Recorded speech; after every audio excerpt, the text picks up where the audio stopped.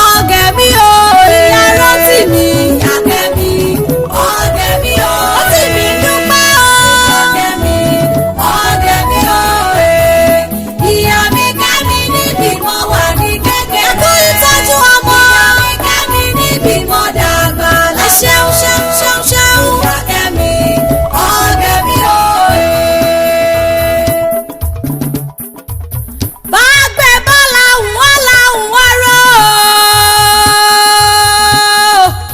bàlùkọ́ bọ́lá wọ́n làwọn oṣù bí lẹ́kẹ̀lẹ́kẹ̀ bọ́lá wọ́n làwọn tòun tẹ fún ni ọmọ akínrẹ fọmọdé lónìí o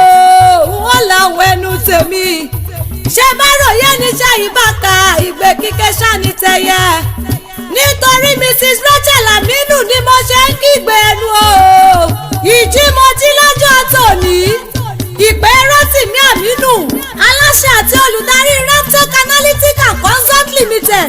tó kalẹ̀ sílùú Àbújá òun ló jí mi lójú oorun mi ó pẹ́ gbajúmọ̀ kẹ́wì o òní lọ́jọ́ ìbí màmá onínúure ó pẹ́ dákun máa bọ̀ wá bá mi kí o ó pọ́jọ́ rírí jẹ màmá ọjọ́ ìrí jẹ màmá ọjọ́ tí ìyá débi sùn ló pọ̀ nítorí tèmi ó ní máa bọ̀ wá bá mi kí o ó pẹ́ máa bọ̀ wá bá mi forí ewì kígi lẹ́yìn ọgbà tèmi tó ń ṣọjọ́ ìbí lónìí o Mrs. Rachel Aminu ó yá ẹ máa bọ̀ ní gbàgede bẹ́tì yín bá jẹ́ gbajúmọ̀ kẹ́wì lèmi jẹ́ o aya Aminu ojúmọ́ tó mọ́ lọ́jọ́ tòní ojúmọ́ ire ni o ojúmọ́ ayọ̀ ni o ìyá Rotimi ojúmọ́ àlàáfíà ni o àti àìkú tí í ṣe baálẹ̀ ọ̀rọ̀ ni ó yá máa dá gọ̀jọ̀gọ̀jọ̀ ọdún ẹ̀ lóde happy birthday to you o ìyá Fúnmiláyọ̀ happy birthday to you ẹ ti sọdún ẹ̀yọ́ ẹ ṣe tẹ̀mí yìí tọmọtọmọ ohun tó ń dùn yín nínú òní pa yín lẹ́kún bẹ́ẹ̀ lọ́mọ aráyé òní takọ sálà tẹ̀yìn gbogbo ọmọ tẹ́lẹ̀dùwà kọ́lé yín lọ́wọ́ ni wọ́n yàn tí wọ́n yanjú ẹ̀yin ò sì ní mọ sàárẹ̀ ọmọ láṣẹ Ọlọ́run ọba ọmọ àlùwò ó yá ẹ̀ka rẹ̀ lé àwọn bàbá tó bí yín lọ́mọ ọmọ ẹrúsùn Àkókò máa gbóhùn lẹ́nu tèmi ọmọ agùn lórí ọjà pẹ́kùn ọmọ amúdàgbòye ọmọ pẹ́kùn má jẹkùn lápẹ́lẹ́ àwọn bàbá tiẹ̀ gangan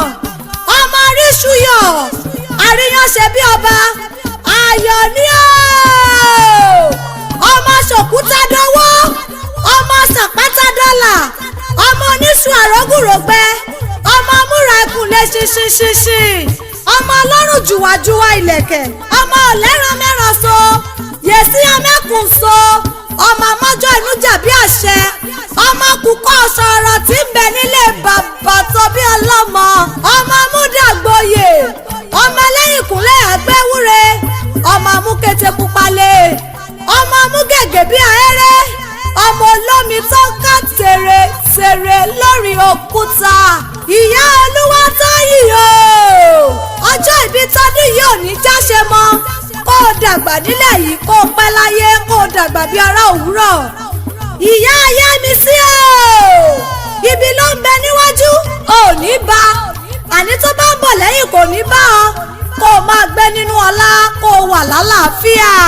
àgbẹ̀ tí ń gbére pàdé olókun kó má ṣe gbére pàdé olókun mọ́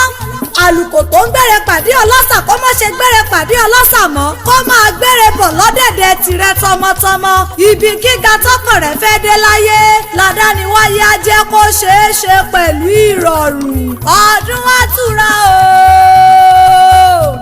tí wọ́n bá wá bí yín léèrè wípé ta ló kọrin ewì láẹ̀kan orúkọ tèmi ò yí padà Táyélolú Èjìrè ará ìsòkun ẹdúnjọ bí ẹni wẹ́lẹ́njí orí igi ni mò ń jẹ́ Akínrefọ́n ni bàbá tó bí mi lọ́mọ Ifẹ̀ òdáyé ni mo ti wá níbi tójúmọ́ ayé tí mọ́ wá kẹlẹ́lẹ́ èmi lọ́mọ wa fíjú àkẹ́wì tó ń kìlọ̀ ìwà.